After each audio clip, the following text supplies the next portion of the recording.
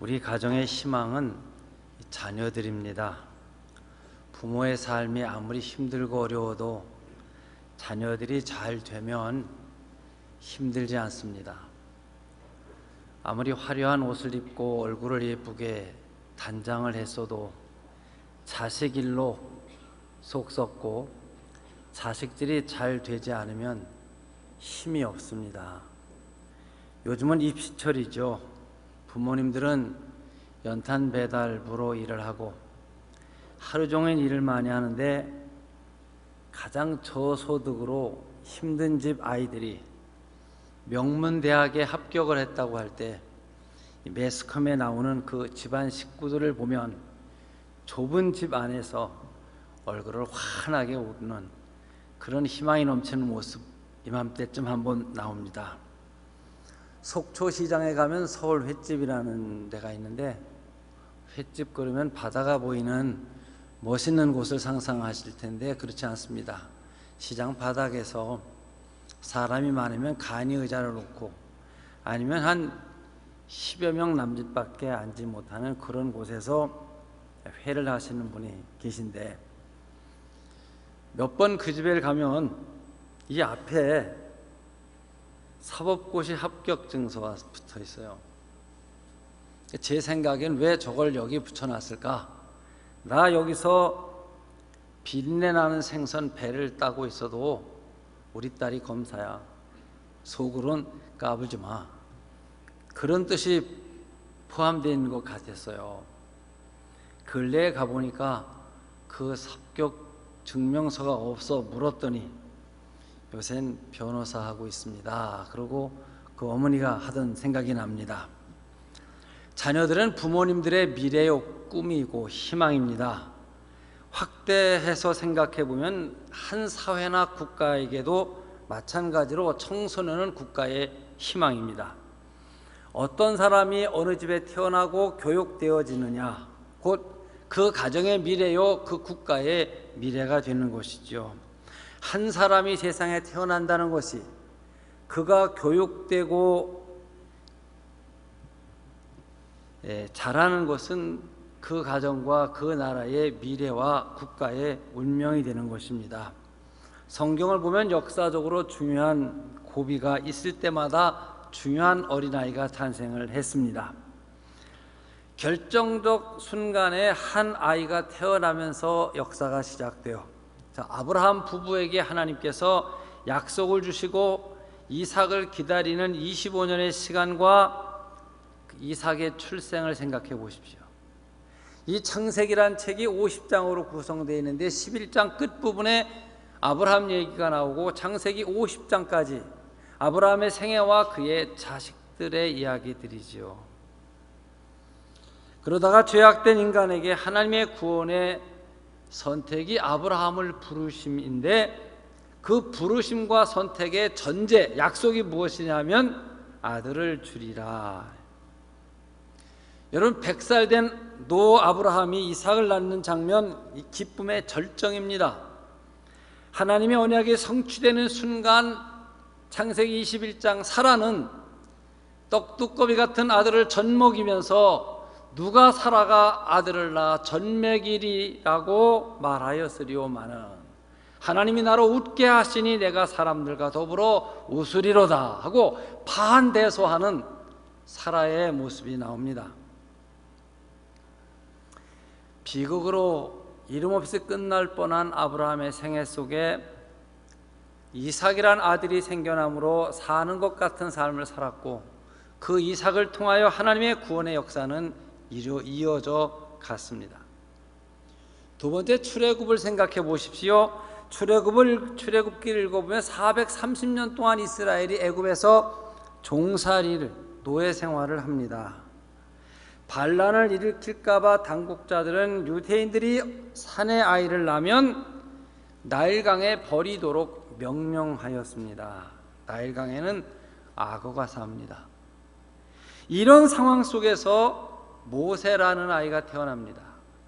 레위인의 한 남자가 레위인의 한 여자에게 장가들었더니 그리고 어린아이가 태어나고 마땅히 바로의 명을 따라 그 아이를 죽여야 하는데 그 생김새를 보고 붕어가 죽이질 못해 3개월 키웁니다. 그러나 더 이상 키우다간 온 가족이 화를 당할 것 같아 결국 갈대 상자를 만들고 아이를 나일강에 띄웁니다.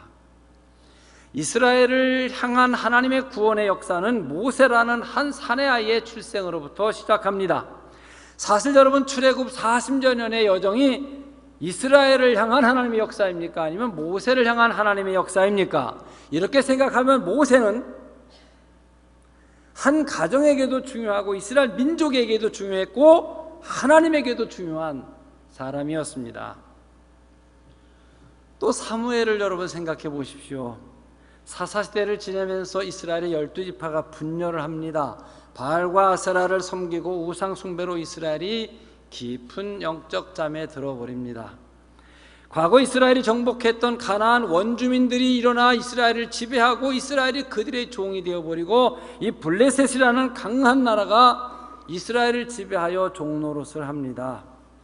종교적으로는 당시 엘리라고 하는 제사장이 있었습니다만 우상 숭배와 형식적인 이 종교는 그들 민족에게 더 이상 희망이 되지를 못한 어둠과 질곡의 때를 지나는데 결혼을 한 여자가 임신을 하지 못합니다. 그래 성전에 나가서 매일같이 울면서 기도를 합니다. 그리고 그 기도의 결과로 사무엘이 출생을 합니다. 여러분, 사무엘이란 뜻이 무슨 말인 줄 아십니까? 내가 여호와께 기도하여 얻었다, 그런 말이에요. 이제 사무엘이 출생하여 이스라엘 역사에 등장을 합니다. 종교 개혁을 하여 온 백성의 마음을 하나님께 향하게 합니다. 국가를 블레셋의 위협으로부터 구원해내지요 왕정 국가로 넘어가는 교량 역할, 중요한 역할을 사무엘이 감당을 합니다. 여러분 아시다시피 사사시대의 끝에서 사울 임금에게 기름을 부어서 왕을 세우는 일, 그가 타락하게 되자 이번엔 베들레헴에 다윗을 찾아가서 기름을 부어서 왕을 세우는 일, 이 중요한 중추적인 사명을 감당했던 사람이 사무엘입니다. 한 아이가 태어나는 일에서 이런 역사적인 일이 주어졌습니다. 이제 한 어린아이로 오는 예수에 대해서 생각을 해봅니다. 먼저 예수님을 기다리고 있던 당시 시대적 배경을 보면 로마의 식민지 지배에서 착취를 당하고 있던 때입니다. 예수님 오시기 722년 전에 아수르에게 이스라엘, 북쪽 이스라엘이 멸망을 하고 예수님 오시기 586년 전에 남쪽 유다가 바벨로니아에 의해 멸망을 당하고 세계사에는 페르시아 파사가 등장을 하고 그 다음 헬라 알렉산더의 헬라가 등장을 하고 그리고 헬라를 무너뜨리고 당시에 세계를 지배했던 나라가 로마입니다. 예수님의 출생지가 베들레헴이 된 것도 누가복음 2장은 그때에 가이사 아구스토가 영을 내려 천하로 다 호적하라 하였더니, 이 징병을 하고 징세, 세금 걷어들일 대상을 정리하기 위해서 지금 같으면 이 인터넷으로 다 해버리고 끝날 텐데 다 옛날엔 수기로 할 때니까 자기의 본적지에 가서 모든 호적하라는 명령을 내렸고 그 명령을 따르다가 베들레헴 길에서 결국 예수 탄생이 이루어지게 되죠. 유일신을 섬기는 이스라엘 민족에게 있어 헬라 신을 섬기다 로마의 신을 섬기다 남자 신을 섬기고 여자 신을 섬기는 것은 치욕이고 굴욕입니다. 여러분, 우리 지나간 세월 일제시대에 살 때 어땠는 줄 아십니까? 불교가 먼저 들어와 터를 다 닫고 있었습니다. 기독교가 들어와 터를 닫고 있었고 우리의 토속적인 종교들이 다 있어서 나름대로의 신앙생활을 다 했는데 조선에 있는 어떤 종교도 초월하지 못하는 게 있는데 일제의 신사입니다. 신학대학교가 졸업을 하면서 신사 밑에서 졸업식을 했어요. 비참하죠. 유일신 하나님, 천지 만물을 지으시고 인간의 생사화복을 주관하신다고 믿는 그 목사가 될 사람들이 졸업식을 신사 안에서 할 때 얼마나 굴욕스러웠겠나 생각을 해보십시오. 아브라함 이후 여호와 하나님만 섬겼던 이스라엘이 로마의 신, 헬라의 신, 남신, 여신, 더 나아가 살아있는 로마 황제가 실제 신이었어요. 여기에 희망은 없습니다. 사람이 희망을 잃어버리게 되면 삶을 포기하죠. 그래서 될 대로 되라. 나 한 사람 어떻게 돼서 세상에 달라지겠느냐? 그래, 욕망이 주는 그대로를 살아가 버리니까 도덕적 퇴폐가 되고 여기에서 인간이 할 짓인가 하는 타락된 행위들을 하고 살아가는 거예요. 마태복음 11장 28절에 예수님께서 수고하고 무거운 짐진 자들아 다 내게로 오라 내가 너희를 쉬게 하리라 하는 이 말씀이 당시 예수님 눈에 비친 사회요 수고와 무거운 짐을 진 인간들이었습니다. 자, 이런 상황 속에서 메시아를 기다리는 이스라엘 사람들의 마음은 당연히 정치적이고 군사적인 메시아를 구한 것입니다. 정치적인 군사적인 메시아야만 하는 거예요. 저들이 기다렸던 평화의 왕 메시아 주 그리스도는 하얀 백마를 타고 100만 대군을 거느리고 로마 군을 퇴치시킬 수 있는 호령을 하는 군사적인 왕이 있기를 기다리고 저들은 메시아를 기다리고 있는 거예요. 아직까지도 유대인 이스라엘 사람들은 예수를 메시아로 믿지 않습니다. 왜냐하면 그들이 기대하는 메시아 관을 예수 그리스도가 충족시키지 못하고 있다고 생각하기 때문이죠. 그런데 그 메시아란 분이 아주 가난한 사람에게 아들로 와서 산부인과 병원에서 출생한 것이 아니라 짐승들이 사는 외양간, 그것도 누울 곳이 없어서 말의 먹이통인 구유에 누웠다고 기록돼요. 우리 무대 장식을 보니까 꼭 그렇게 놨어요. 아주 적절하게 누가 잘 해놨다는 생각이 듭니다. 여러분, 이런 메시아는 없어요. 이런 왕은 없는 것이에요. 그래서 사람들은 예수를 메시아로 인정하지를 않은 것입니다. 그렇다면 여러분, 이제 우리는 구약 성경이 말하는 메시아를 살펴봐야 하고, 우리들도 이스라엘 사람들처럼 우리 마음에 맞는 성경 구절만을 받아들일 것이 아니라 성경이 말하고 있는 메시아에 대해서 바르게 알아야 돼요. 이사야서 7장 14절은 그러므로 주께서 친히 징조를 너희에게 주실 것이라 보라 처녀가 잉태하여 아들을 낳으리니 그 이름을 임마누엘이라 하리라. 하나님께서 메시아의 징조를 보여주시는데 그 이스라엘 민족 구원의 사인이 무엇이냐 하면 처녀가 애 낳는 거래요. 뚱딴지같이 무슨 처녀가 애를 낳습니까? 이게 임마누엘입니다. 이것이 하나님께서 이스라엘을 구원하시는 징조인데, 임마누엘이라는 말은 하나님께서 우리와 함께 하신다는 뜻이죠. 전혀 불가능한 일을 하나님께서 가능케 하신다는 말이에요. 이 아이가 백성과 함께 슬퍼하고 백성과 함께 기뻐하며 이스라엘 역사 속에 숨쉬는 메시아라는 것이에요. 당시 이스라엘이 기다리던 100만 대군을 거느리고 다윗 왕조보다 몇 배나 큰 영토를 확장시키며 자기들을 지배하고 있는 로마 군대를 퇴치시킬 수 있는 무력적인 슈퍼맨을 기다리는데, 예수님은 그러한 굉장한 장군도 그런 영웅도 아니었습니다. 오늘 같이 읽은 이사야 42장 1절 2절을 보면 내가 붙드는 나의 종 내 마음에 기뻐하는 자 곧 내가 택한 사람을 보라. 내가 나의 영을 그에게 주었은즉 그가 이방의 정의를 베풀리라. 그는 외치지 아니하며 목소리를 높이지 아니하며. 자, 하나님이 붙드시는 종, 하나님의 마음에 기뻐하여 택하신 종이 누구냐 하면 목청을 드러내 웅변하지 않는 사람이라는 거예요. 소리를 높이질 않습니다. 조용조용 속삭이듯 말씀하신다는 말이에요. 자기를 높이고 위용을 자랑하며 웅변하는 나폴레옹이나 히틀러 같은 자가 아니라 예수님께서는 들릴 듯 말 듯하게 우리의 귀 속에 말씀하시는, 우리의 심령 속에, 양심 속에 말씀하시는 그러한 메시아라는 이야기입니다.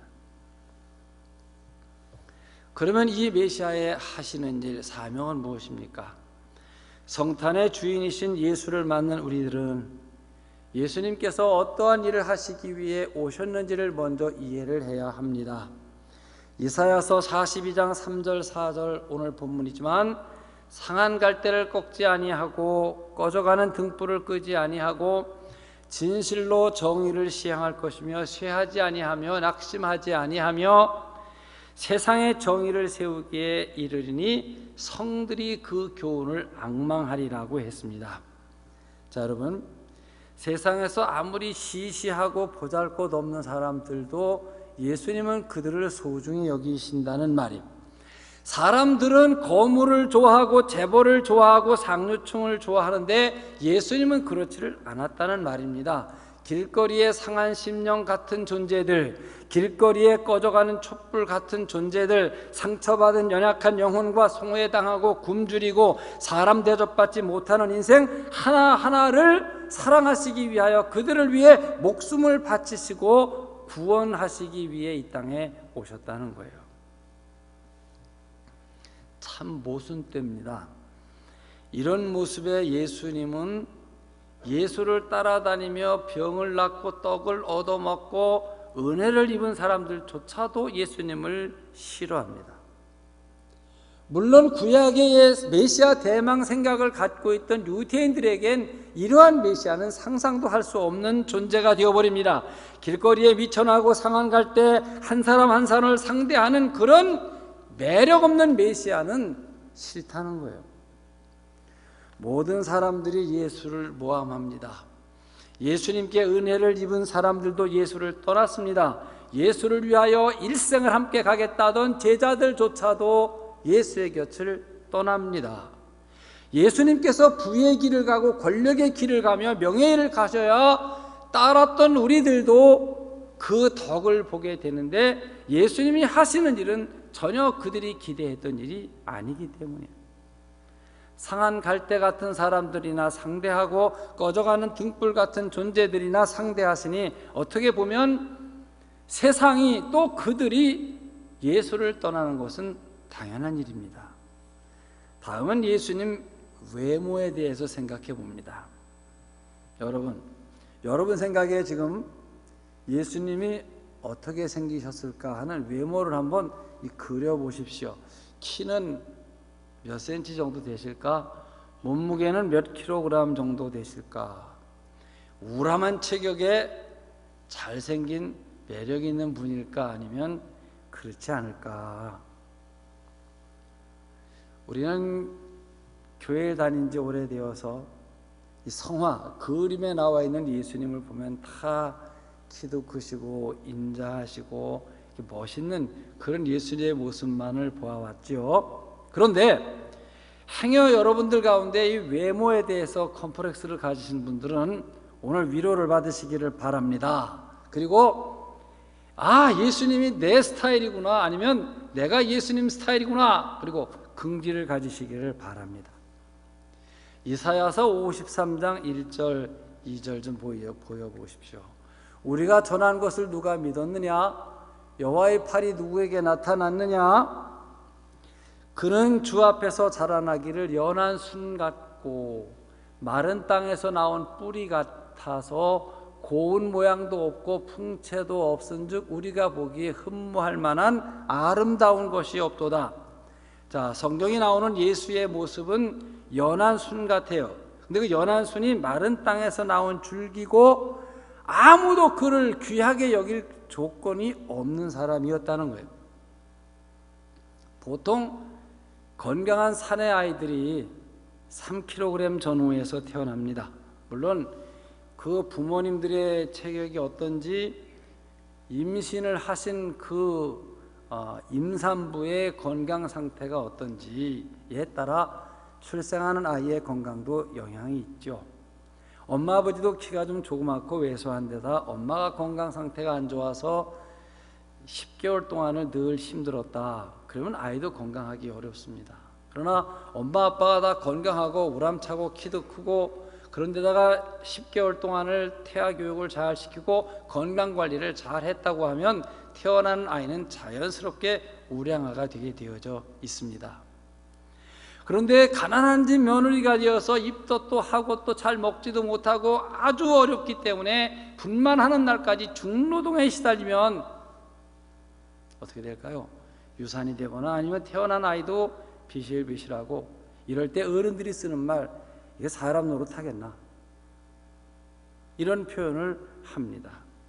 자, 여러분, 이 마른 땅에서 나온 줄기 같다고 하면 왜 비옥한 땅에서 비가 온 후에 나온 싹은 탐스럽고 크고 그리고 생명력이 넘친데, 이 마른 땅에서 간신히 나온 줄기는 가늘고 빈약하고 톡 치면 똑 부러지는 거예요. 예수의 외모를 표현할 때 성경은 이렇게 말합니다. 참 볼품없다. 보세요. 고운 모양도 없고 풍채도 없고 우리가 흠모할 만한 아름다운 곳이 하나도 없다. 이런 총각이 있으면 여자들이 다 외면해버릴 것입니다. 관심 끌만한 인물이 못 되었다 이 말이에요. 사실 예수님은 허약하셨던 것 같습니다. 예수님을 십자가에 못 박는 형이 진행될 때 자기가 매달려 죽을 십자가 틀을 자기가 지고 가야 돼요. 고통을 가중시켜 죽이기도 위하고 동시에 부끄러움을 주기 위해서라도 자기가 지고 가면 그 형을 집행하는 사람들도 지고 갈만 하니까 그 형 제도를 만들고 실행하고 있지 않겠습니까? 그런데 예수님은 자기가 매달려 죽을 그 십자가를 지고 가다 계속 넘어지는 거예요. 그래 로마 병정의 판단이 더 이상 예수는 십자가를 지고 갈 수 없다고 판단하여 구레네 시몬을 징용하여 십자가를 대신 지게 했다면 예수님이 얼마나 허약했느냐를 말하는 것이고, 십자가 상에서도 예수님은 너무 빨리 운명하십니다. 예수님 쪽에서 그나마 아리마대 요셉 같은 사람이 예수님 운명하셨다는 말을 듣고 시신을 닫아 장례 지내기 위해 빌라도에 갔더니 빌라도가 깜짝 놀래요. 벌써 죽었어. 그리고 아랫사람들 앞에 죽음을 확인한 뒤에야 예수의 시신을 주는 것 보면 빌라도는 사형 집행 최종 책임자입니다. 저 정도 33살 먹은 사람이면 닷새 엿새는 매달려서 버둥대다가 죽을 텐데 매단 지 6시간 만에 끝났어. 이건 예수의 체력이 아주 약했다는 것을 가리킵니다. 여러분, 이것이 예수의 외모요 예수님의 체력이었어요. 또한 예수님은 한평생을 사는 동안 겪으실 일에 대해서 이사야서 53장 3절을 보면 그는 멸시를 받아 사람들에게 버림받았으며 간고를 많이 겪었으며 질고를 하시는 자다. 이 간고라는 말이 잘 안 쓰는 말이에요. 근데 우리 성경에는 그냥 간고, 질고 그런 말을 그냥 썼어요. 간고가 괴로울 간자 쓸 꼬자라서요. 괴롭고 쓴 일을 너무나 많이 겪으셨다 이런 말입니다. 뼈를 깎는 아픔과 고통, 한숨 짓는 삶을 사셨다는 말이요, 삶의 밑바닥 백성들의 고뇌와 소름 속에 같이 사셨다는 이야기입니다. 다시 말씀드립니다. 예수님은 멋있는 분이 아닙니다. 우리가 흠모할 만한 어떤 외모를 갖지 않았습니다. 예수님은 보잘것없는 그야말로 영웅호걸이나 슈퍼스타가 아닌 아주 평범한 사람만도 못한 그런 삶을 사셨어요.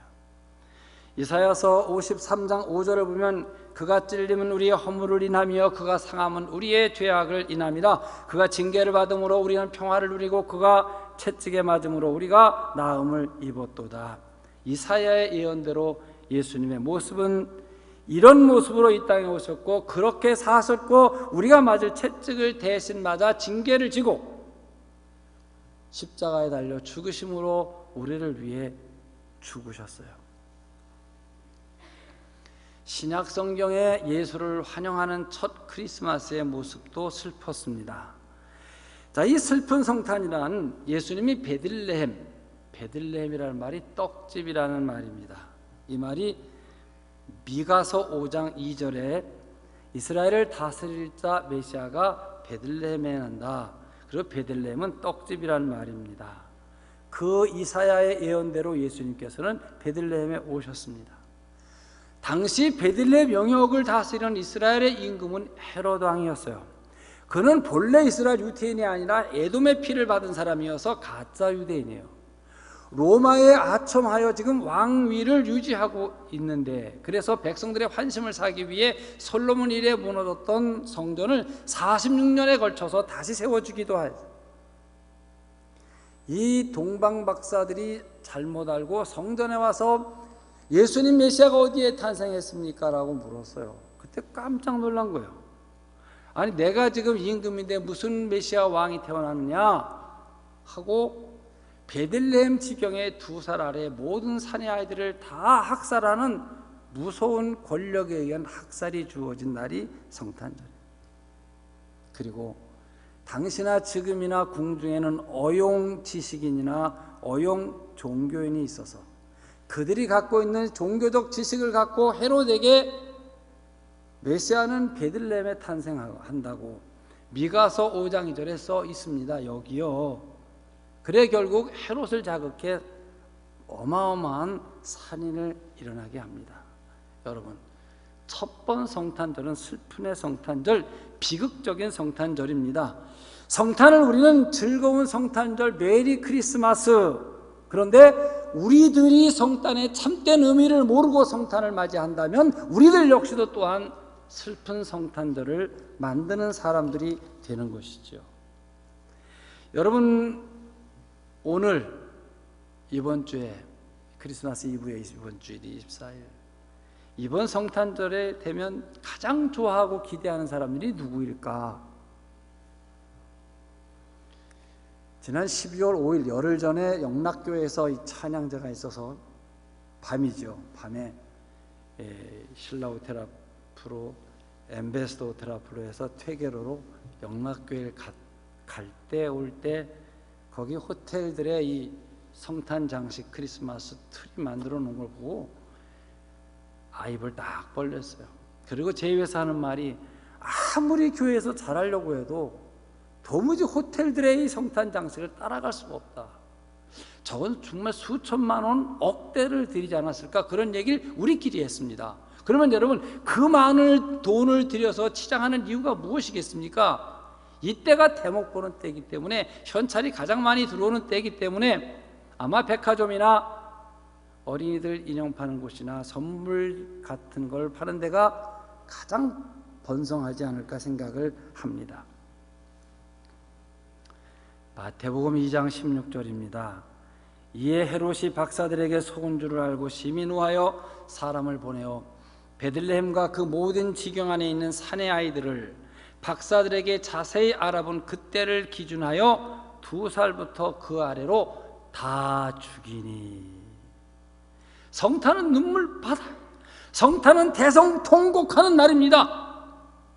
이 헤롯의 학살에 의해서 자식들의 죽음을 보는 그 어머니들의 가슴이 얼마나 찢어지는가. 이게 성탄절이에요. 저도 어려서 요즘에 성탄절 연극이나 발표를 하듯이 교회에서 했던 기억이 납니다. 그때 이런 생각을 했어요.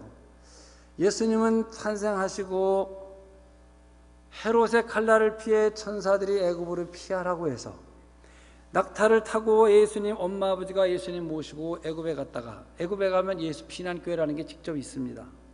또 거기서 얼마를 살았는지 천사들이 인도하여서 헤롯이 죽었다. 그게 다시 돌아와요. 돌아와서 나사렛에 머물러, 그래 나사렛 예수라고 일컬어지게 되었는데, 그러면 이 아이들은 왜 죽어야 합니까? 이 아이들은 세상에 태어나서 그야말로 죄를 진 것도 없는 아이들이에요. 그럼 메시아가, 백성들을 위해 온 메시아가 이들과 함께 죽던 이들을 죽지 않게 해야 하지 않겠습니까? 이런 볼멜한 질문을 가져본 적도 있습니다. 나이를 먹습니다. 신앙생활에 연륜이 쌓이면서 세월이 가고 단맛 쓴맛 다 보고 욕도 먹고 칭찬도 듣고 실패도 하고 이해하는 것이, 세상은 내 생각대로 되는 것이 아니다 하고 성경의 이야기를 이해합니다. 위대한 역사, 구원의 역사, 평화의 역사를 이루기 위해서 누군가가 희생이 동반되어야 한다는 것입니다. 죄를 많이 지은 죄인이 죄값으로 죽는다면 세상엔 아무 변화가 없습니다. 그러나 죄 없는 사람이, 의로운 사람이 희생을 당할 때 새로운 역사는 펼쳐지게 되는 것이죠. 그래, 이러한 희생의 역사와 함께 성탄은 세상에 전파여지는 것이다. 그리고 아기 예수님은 잘 아십니다. 그리고 앞에서 말씀드렸듯이 약하시고 외모도 왜소하고 풍채도 없고 상한 갈 때 꺼져가는 심지 같은 분이셨고, 동시에 그러한 사람들과 인생을 사셔서 목마르셔서 물을 찾고 배고프셔서 무화과 나무를 기웃거리시고 곤고한 삶을 사시고 피 흘리시고 채찍마다 십자가에 죽으셔서 메시아의 사명을 다하셨습니다. 그야말로 새로운 역사, 하나님의 역사, 구원의 역사를 이루신 것이지요. 헤롯 왕의 평화나 로마의 평화를 연 것이 아니라 하나님의 평화를 여신 것입니다. 사랑하는 성도 여러분, 성탄을 맞이하면서 마음가짐을 새롭게 하시기를 바랍니다. 성탄절은 과연 기쁨의 성탄절인가? 성탄의 참뜻을 알고 예수의 생애를 알고 그분이 이루신 삶을 따라가야 하는 사람들이 여러분과 저입니다. 그렇다면 우리는 이번 성탄을 위해서 우리가 무엇을 희생해야 할 것인가를 생각해야 하겠지요. 평화를 위한 밑거름이 되고 오늘 성탄의 의미를 실천하기 위한 희생을 감수해야 되고, 오늘도 그때와 똑같이 세상엔 상한 심령, 갈대 같은 심령, 병자, 어려운 사람들이 우리 주변엔 똑같이 있는 것입니다. 그래서 어렵고 힘든 이웃을 생각하며 스스로 고난을 자초하고 내가 힘든 일에 뛰어들고자 하는 마음을 갖고 성탄을 지내시기를 바랍니다. 여러분의 심령 가운데 또 여러분의 가정에 아기 예수님이 탄생하시기를 축원합니다. 특별히 이번 성탄절에 예수님이 누구신가? 왜 오셨는가? 어떤 모습이셨는가? 그는 어떻게 사셨는가를 이해하고 예수의 삶을 여러분의 삶으로 경험하며 살아가시는 삶이 되시기를 축원합니다. 기도하겠습니다.